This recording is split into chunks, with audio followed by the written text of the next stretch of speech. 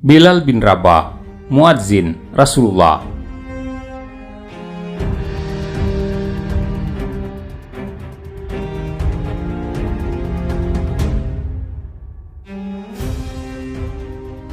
Bilal bin Rabah, sang muadzin Rasulullah Shallallahu Alaihi Wasallam, memiliki sejarah hidup yang amat hebat dalam perjuangan akidah. Sebuah kisah yang senantiasa diulang oleh zaman dan tidak membuat telinga manusia bosan untuk mendengarkannya. Bilal dilahirkan di daerah Sarah, kira-kira 34 tahun sebelum hijrah, dari seorang ayah yang dikenal dengan panggilan Rabah. Sedangkan ibunya dikenal dengan Hamamah. Hamamah ini adalah seorang budak wanita yang berkulit hitam yang tinggal di Mekah. Oleh karenanya, sebagian orang memanggilnya dengan nama Ibnu Sauda. Bilal tumbuh di Mekah dan ia adalah budak milik anak-anak yatim dari Bani Abdid Da'ar, di mana ayah mereka mewasiatkan mereka kepada Umayyah bin Khalaf yang merupakan salah seorang pemuka kafir Quraisy. Begitu muncul sinar agama baru di Mekah dan Rasulullah Shallallahu Alaihi Wasallam mengumandangkan kalimat tauhid, Bilal adalah salah seorang yang paling dahulu masuk dalam agama Islam. Ia telah masuk Islam dan pada saat itu tidak ada orang lain yang masuk Islam selain ia dan beberapa orang lagi yang termasuk as-sabiqunal awalun.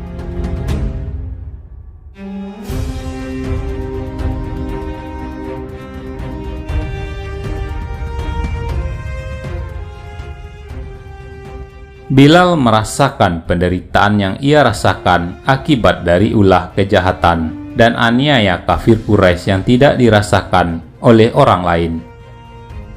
Ia namun mampu bersabar seperti para sahabat Rasul lainnya. Adapun Abu Bakar As-Siddiq dan Ali bin Abi Thalib memiliki keluarga dan kaum yang dapat melindungi mereka berdua. Sedangkan para budak yang termasuk orang-orang lemah, maka bangsa Quraisy dapat menyiksa mereka dengan begitu kejamnya. Para orang-orang lemah ini merasakan penyiksaan yang begitu hebat dari kafir Quraisy. Abu Jahal laknatullah telah berlaku keji pada Sumayyah. Abu Jahal berdiri di atas tubuh Sumayyah dengan mengucapkan sumpah serapah, lalu membunuhnya dengan menancapkan tombak pada tubuhnya yang masuk dari bagian bawah perutnya hingga tembus ke punggungnya. Sumayyah menjadi wanita syahid pertama dalam Islam. Sedangkan para saudaranya yang lain, termasuk Bilal bin Rabah, terus-menerus mendapatkan penyiksaan dari bangsa Quraisy. Mereka bangsa Quraisy jika matahari sudah berada pada pundaknya, langit terasa panas dan pasir kota Mekah sudah terasa melepuh. Para kafir Quraisy ini melepaskan baju kaum muslimin dari orang-orang lemah tadi, lalu memakaikan kepada mereka pakaian besi, lalu membakar mereka dengan sinar matahari yang begitu terik. Mereka juga mencambuk punggung kaum para budak ini serta menyuruh mereka untuk menghina Rasulullah Shallallahu Alaihi Wasallam. Ketika penyiksaan semakin menggila dan mereka sudah terasa tidak kuat lagi untuk menerimanya, maka mereka akan menuruti kehendak kafir Quraisy. Namun hati mereka senantiasa terpaut kepada Allah dan Rasul-Nya, kecuali Bilal radhiyallahu anhu. Ia mampu menahan dirinya dalam mempertahankan Allah Subhanahu wa Ta'ala. Yang menjadi penyiksa diri Bilal adalah Umayyah bin Khalaf dan para algojonya. Mereka mendera punggung Bilal dengan cambuk, namun tetap saja Bilal berkata, "Ahad, Ahad." Mereka menimpakan batu-batu besar pada dada Bilal, namun tetap saja Bilal berkata, "Ahad, Ahad." Meski mereka sudah menyiksa dengan sekeras mungkin, namun tetap saja Bilal berkata, "Ahad, Ahad." Mereka berusaha mengingatkan Bilal kepada Latta wal Uzza, namun Bilal malah menyebut Allah dan Rasul-Nya. Umayyah bin Khalaf yang keterlaluan ini, bila hendak menyiksa Bilal, maka ia akan mengikatkan sebuah tali besar di leher Bilal, lalu menyerahkannya kepada orang-orang bodoh dan anak-anak. Umayyah menyuruh mereka untuk membawa Bilal berkeliling ke seluruh perkampungan Mekah, serta menariknya ke seluruh dataran yang ada di kota tersebut.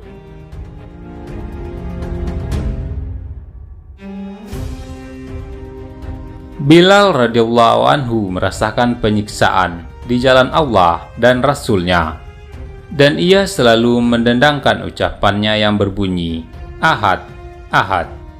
Ia tidak pernah bosan mengulanginya dan tidak pernah berhenti mengucapkannya. Abu Bakar radhiyallahu anhu pernah berniat untuk membeli Bilal dari Umayyah bin Khalaf. Lalu Umayyah meninggikan harganya dan ia menduga bahwa Abu Bakar tidak mampu untuk membayarnya. Namun Abu Bakar mampu membayarnya dengan 9 auqiyah dari emas. Umayyah berkata kepada Abu Bakar setelah perjanjian jual beli ini usai, "Kalau engkau tidak mau mengambil Bilal, kecuali dengan 1 auqiyah emas saja, pasti sudah aku jual juga." Abu Bakar menjawab, "Jika engkau tidak mau menjualnya kecuali dengan 100 auqiyah, pasti aku akan tetap membelinya." Begitu Allah Subhanahu wa Ta'ala memberikan izin kepada nabinya untuk berhijrah ke Madinah. Bilal pun termasuk orang yang turut berhijrah ke sana. Bilal akhirnya menetap di Yatsrib yang jauh dari penyiksaan bangsa Quraisy. Ia mendedikasikan usianya kepada Nabi dan kekasihnya yaitu Muhammad Shallallahu Alaihi Wasallam. Bilal senantiasa turut serta jika Rasulullah Shallallahu Alaihi Wasallam melakukan perjalanan, dan ia pun juga bersama Rasul tatkala beliau pulang. Ia melakukan sholat bersama Rasul, melaksanakan perang jika Rasul melakukannya, sehingga Bilal seolah menjadi bayangan diri Rasulullah Shallallahu Alaihi Wasallam.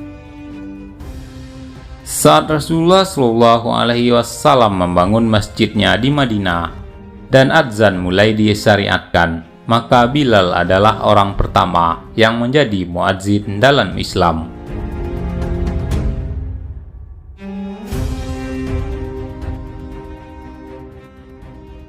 An-Najasyi Raja Habasya pernah memberikan hadiah kepada Rasulullah Shallallahu Alaihi Wasallam dengan 3 tombak pendek yang merupakan barang berharga yang dimiliki oleh para raja. Rasul lalu mengambil salah satu dari tombak tadi, kemudian satunya lagi ia berikan kepada Ali bin Abi Thalib, dan satunya lagi ia berikan kepada Umar bin Khattab. Kemudian tombak yang diambil oleh Rasul untuk dirinya diberikan kepada Bilal. Maka tombak tersebut senantiasa dibawa oleh Bilal sepanjang hidupnya. Bilal turut serta bersama Rasulullah Shallallahu Alaihi Wasallam dalam perang Badar. Ia menyaksikan sendiri dengan 2 mata kepalanya bagaimana Allah membuktikan janjinya menolong tentaranya, dan ia menyaksikan banyak para kafir Quraisy tewas menemui ajalnya, padahal mereka dulu pernah menyiksa Bilal dengan amat keji. Ia juga melihat Abu Jahal dan Umayyah bin Khalaf mati tertebas pedang kaum muslimin, dan darah mereka mengucur karena tusukan tombak kaum muslimin.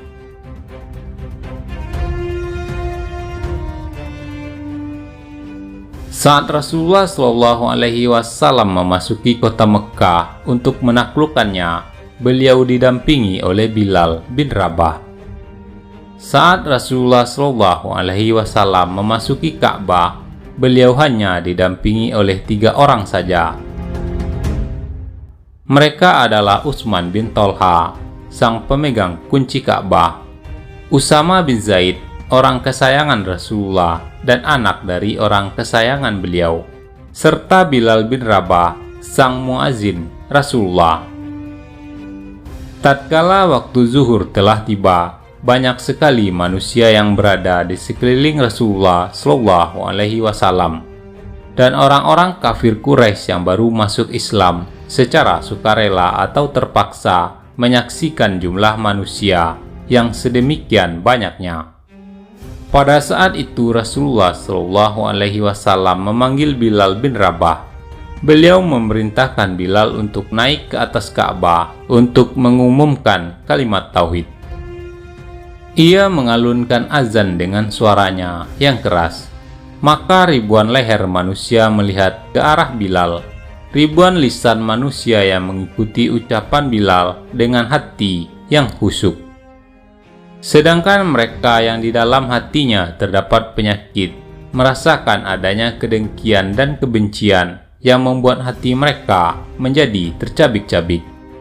Begitu Bilal mengucapkan kalimat asyhadu anna Muhammadan Rasulullah, berkatalah Juwairiyah binti Abu Jahal, "Demi umurku, sungguh Allah Subhanahu wa Ta'ala telah meninggikan sebutan namamu. Adapun sholat, maka kami akan melakukannya. Akan tetapi demi Allah, kami tidak menyukai manusia yang pernah membunuh orang-orang yang kami cintai."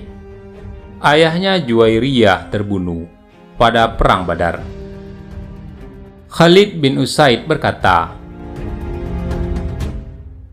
"Segala puji bagi Allah yang telah memberi kemurahan kepada bapakku sehingga ia tidak turut menyaksikan kejadian hari ini." Bapaknya Khalid telah mati 1 hari sebelum terjadinya penaklukan Mekah. Al-Hakim bin Abi Al-As berkata, "Demi Allah, ini adalah musibah besar jika seorang budak Bani Jumah bersuara di atas bangunan ini." Dan bersama mereka terdapat Abu Sufyan bin Harb yang berkata, "Aku tidak mengatakan apapun, sebab kalau aku mengeluarkan satu kata saja dari mulutku, debu-debu ini akan menyampaikan ucapanku tersebut kepada Muhammad bin Abdullah."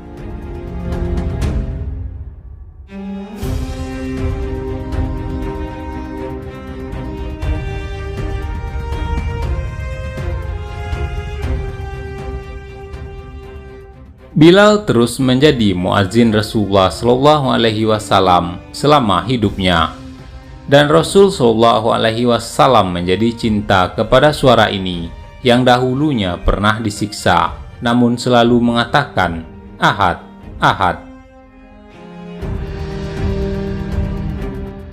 Begitu Rasulullah Shallallahu Alaihi Wasallam kembali ke pangkuan Tuhannya, saat itu waktu sholat telah tiba. Maka berdirilah Bilal untuk mengumandangkan azan kepada manusia. Saat itu Nabi Shallallahu Alaihi Wasallam sudah dikafankan, namun belum dikubur. Saat ia hendak mengucapkan asyhadu anna Muhammadan Rasulullah, ia terasa tercekik, dan suaranya tidak keluar dari kerongkongan. Maka sontak semua kaum muslimin yang ada pada saat itu menangis, dan mereka semua tenggelam dalam kesedihan.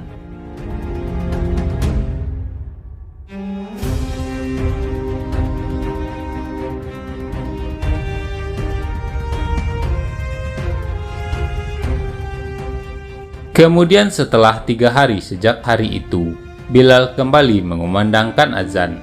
Namun setiap kali ia sampai pada kalimat asyhadu anna Muhammadan Rasulullah, ia menangis, dan menangislah semua orang yang mendengarnya. Pada saat itu, Bilal meminta kepada Khalifah Abu Bakar untuk mengizinkannya agar tidak mengumandangkan azan terlebih dahulu, karena ia merasa tidak sanggup untuk melakukannya.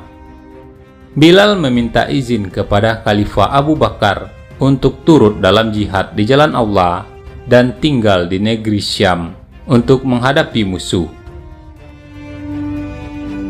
Bilal berangkat dari Madinah Al-Munawwarah bersama utusan pertama kaum muslimin, dan ia tinggal di Daraya dekat dari Damaskus. Bilal masih tidak mau mengumandangkan azan sehingga Umar bin Khattab datang ke negeri Syam yang menyumpai Bilal setelah sekian lama tidak berjumpa. Umar amat rindu kepada Bilal dan amat hormat kepadanya. Pada saat itulah para sahabat mendesak Bilal untuk mengumandangkan azan di hadapan Umar Al-Faruq. Begitu suara Bilal berkumandang, Umar serta-merta meneteskan air mata, dan semua sahabat yang ada pada saat itu turut menangis, sehingga bulu janggut menjadi basah oleh air mata.